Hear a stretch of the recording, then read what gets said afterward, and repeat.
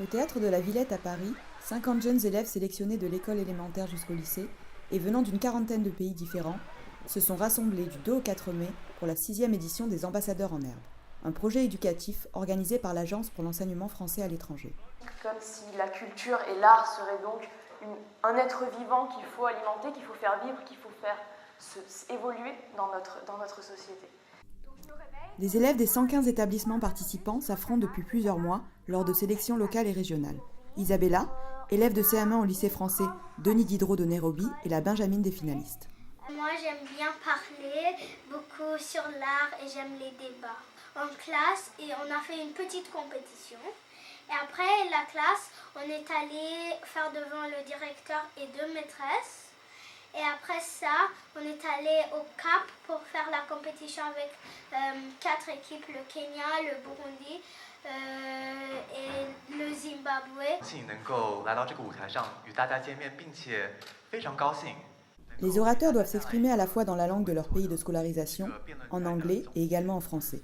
Pour l'AEFE, c'est une formidable opportunité pour promouvoir la francophonie et le plurilinguisme. C'est un bel exemple à la fois de la diversité, de la richesse de chaque lycée, et puis de ce point commun qui est la langue française, bien sûr, et la culture française. Choqué par la teneur de mon dernier texto, le gaz c'est mieux car j'ai tenu réclame. Ménélique, rappeur français d'origine camerounaise, a accepté d'être le parrain de cette 6e édition, placée sous le thème des arts dans la cité. L'art de la cité, c'est un peu là d'où je viens, c'est ce que je pratique depuis un certain nombre d'années.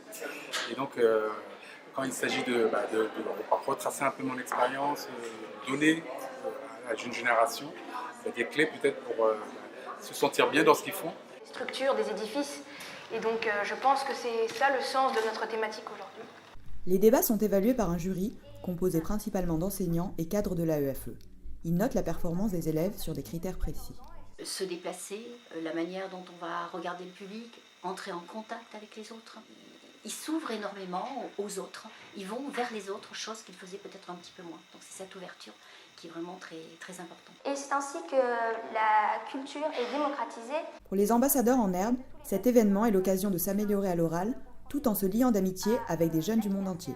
L'expérience m'a permis de prendre goût à l'art de l'éloquence et m'a permis surtout de développer l'art de parler aux gens aussi et de structurer la pensée pour mieux faire passer un message. On rencontre des personnes qui ont les mêmes centres d'intérêt et donc on s'entend toujours tous très bien, donc c'est vraiment génial.